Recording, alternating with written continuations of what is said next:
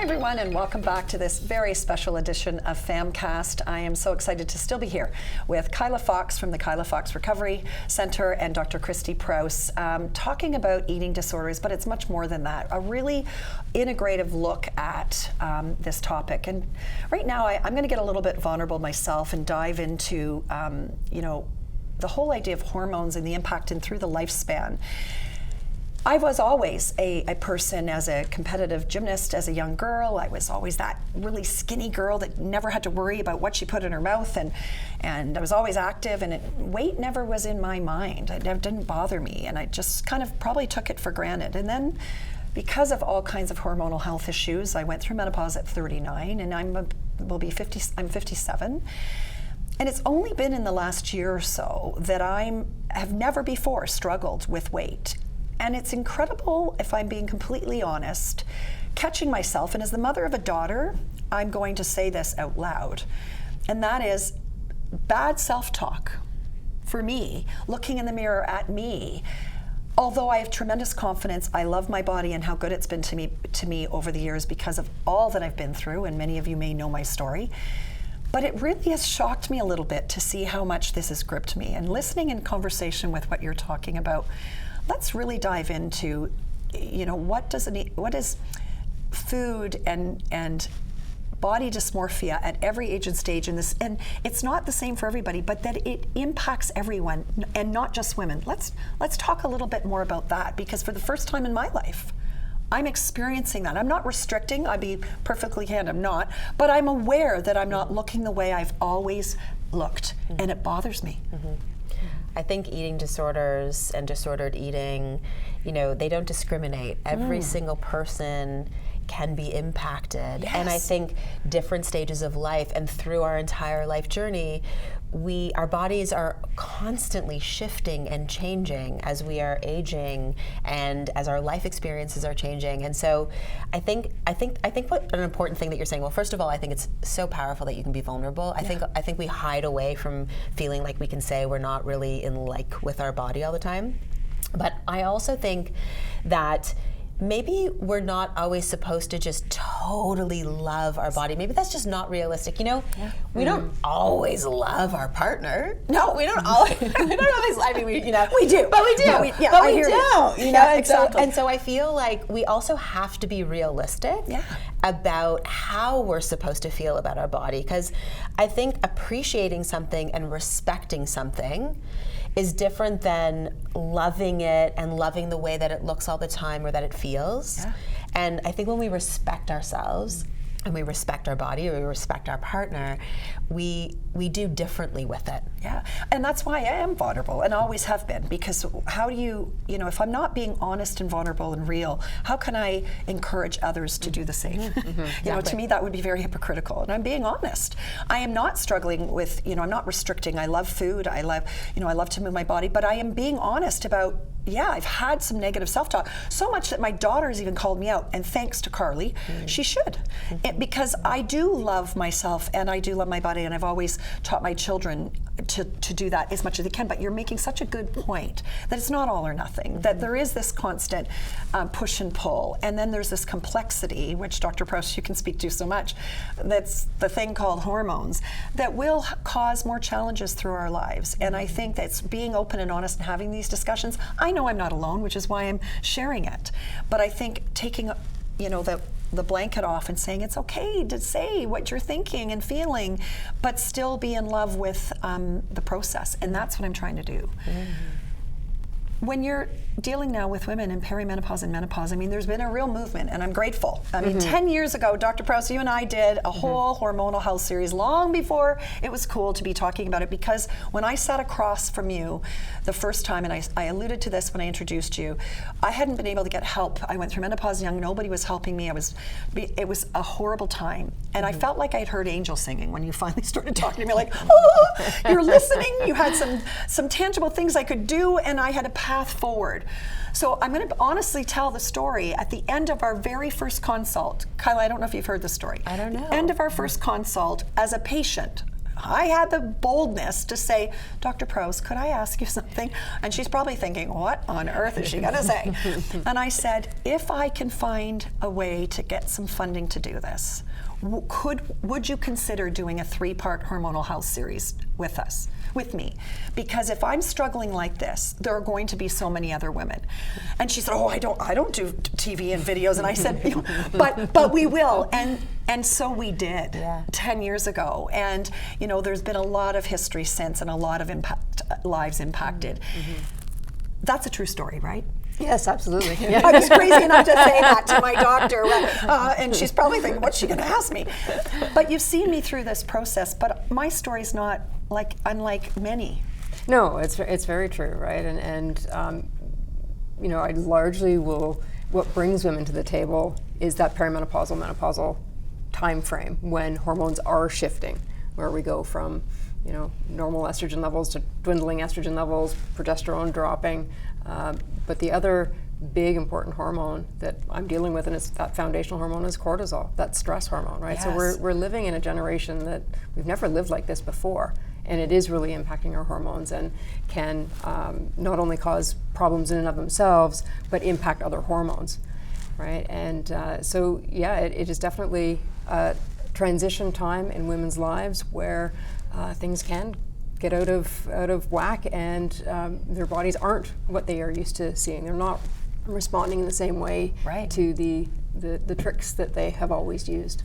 And then you layer in the culture and the messages, because we're now living longer, but you're supposed to be, 60, 50 is the new 40, and then all those messages. You're always supposed to be looking strong and beautiful and all the things. I mean, the two of you are doing a lot of collaborative work now and referring back and forth. Let's talk about that and the importance of breaking down these silos, because you do give a comprehensive and integrative approach to recovery with eating disorders, and also prevention. I mean, a lot of these discussions, we hope, in being real and honest and giving resources, might also prevent people from getting down a path of no return as well. Well, I think when you think about eating disorders, you think about young people who are vying to be thinner, and that it's about vanity, and nothing could be further from the truth. Dr. Prouse and I work so closely together around women moving through menopause, and like you said, things that you might have done earlier on in your life to, keep your body looking a certain way suddenly just doesn't work when you move through these different hormonal stages. And so we work with so many women moving through menopause who have now heightened eating disorder rituals because their bodies are shifting, and what they used to pull on to maintain themselves or regulate themselves just doesn't work anymore. And so they're differently inundated and preoccupied. And so we work closely together to help women at different stages of life, and men, because really anybody can be impacted by eating disorders, to be in relationship with your body and understand where you're at and what that means about taking care of yourself at that time in your life. I'm so glad you brought up men, because I do think there are many conditions where osteoporosis is one where it's not just a female disease. Men have bones too, and men suffer with eating disorders. Very much so. Yeah, so I think, can you just briefly speak to that, and maybe you can weigh in, Dr. Prouse, on the hormones related too, because you don't just deal with women as well. I think it's really important, because I think sometimes when we talk about being in community and being there for and inclusive and for everyone, is it harder for men in this regards to come forward? I think there's just still more stigma. Yeah. I mean, I think less so for sure, but I think there's still just more stigma. Yeah. But men are in bodies the way that we are, and they're impacted by the ways their bodies look and feel, and age and stage of life, and pressures. They're not exempt from all the same information that we get. And I think, how we look externally and what that means about who we are massively affects our worth and our value. And so men and boys pull on eating disorder behaviors just as women do. Right. Yeah, it's so important. And hormonally too with men, right? There's changes that they're experiencing. Yeah, exactly. But we don't often hear this conversation happening. No, you're right. Andropause, right, with declining levels of testosterone can impact, and cortisol levels can impact. We see that midsection weight gain. It's pretty classic for that. And so, it does speak to the balancing of hormones and returning hormones to a more youthful and physiologic range. is certainly part of not only just feeling well, but having some of these challenges made easier. Right. Yeah, exactly. Just, you feel good on the inside. It goes a long way to what you're perceiving on the outside as well. Yeah, and I think all three of us, one of the missions we're on is for people to live well till they take their last breath, not just to be struggling through, it's to be vital and with energy. You were sharing a story with me before we rolled the cameras today, just, and it piqued my interest because, of course, my passion in musculoskeletal health. Eating disorders can quietly be having an impact on all systems of the body without people even realizing it. Sure, initially it might be looking externally, you might look thinner or you might gain weight, but there are physiological things that happen to the musculoskeletal system, like bone loss and bone quality, that is quiet, and it literally is quiet until it breaks when it's too late. You were telling me a bit of a story I wondered if you could share, because I think this is really important, and then I'm going to weigh in on something that we're going to be doing, working together to try to look at preventing this from happening, because sometimes when we can see something, we can change it, but it's hard to recognize something when you can't see it. Let's talk about that story you shared. I met this woman this week who was in her early 60s, and she shared with me about the fact that her bone age was 85. And she had reached out to me after all of this time, a lifetime of restriction, and really, really severe restriction.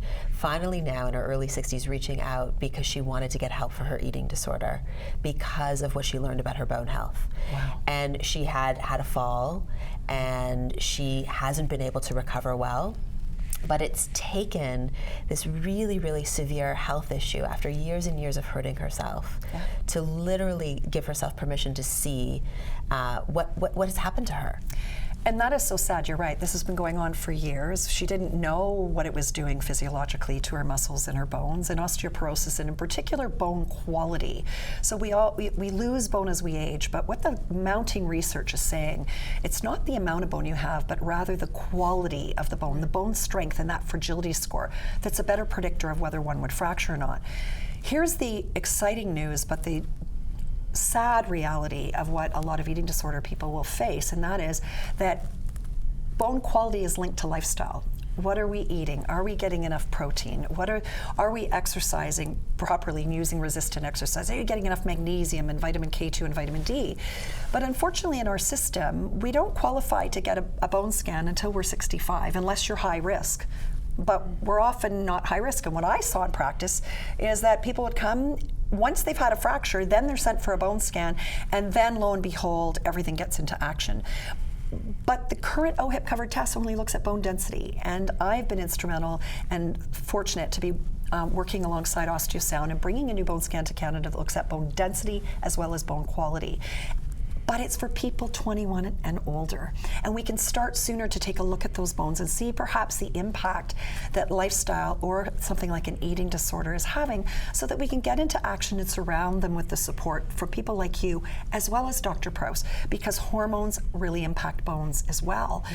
This is sad, but we see it all the time. And Dr. Prouse, we're doing a lot of work together in this regards. Let's talk a little bit about that when it comes to musculoskeletal health. Sarcopenia, loss of muscle, so important. Oh, huge. And from a hormonal perspective, one of the classic things that you see with menopause, with andropause as well, is a decline in bone mass. Now, it doesn't necessarily mean that there's a decrease in bone quality, which is why OsteoSound and REMS technology is making such a big impact, and really a game changer as far as I'm concerned, managing my patients. I love that. And it's so sad that you said it took literally this beautiful woman breaking, literally, a bone before she was willing to come and get help. How did you respond to her?